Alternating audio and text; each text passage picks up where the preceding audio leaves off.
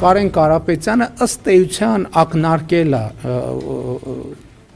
ուղիղ չի ասել, բայց ակնարկել է ենթատեքստերով։ Եթե ինքը հերքի ես դա կհասկանամ, որովհետև ուղիղ չի եղել խոսակցությունը եղել է ենթատեքստերով, որ իրանք ինձ ազատեն, մեզ ազատեն եւ հեղափոխությունը, այսպես ասած, հեղափոխությունը դուրս գա օրակարգից եւ մենք ինչ որ ձևով Կարեն Կարապետյանը պատրաստակամություն է հայտնել, որ ինքը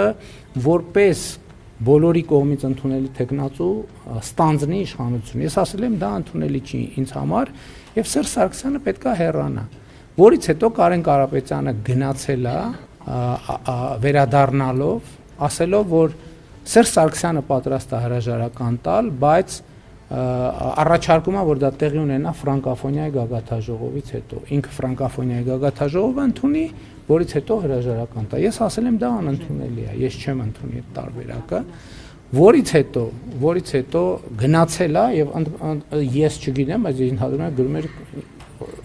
խոսում էր ինչ որ մեկի հետ, չգիտեմ ում հետ էր խոսում, որից հետո վերադարձել է եւ ասել է, որ Սերժ Սարգսյանը պատրաստ է հրաժարական տալ հունիսին։ Ես ասել եմ դա ընդունելի տարբերակ չի եւ Սերժ Սարգսյանը պետք է հրաժարական տա այսօր, վաղը, մաքսիմալ մյուս օրը։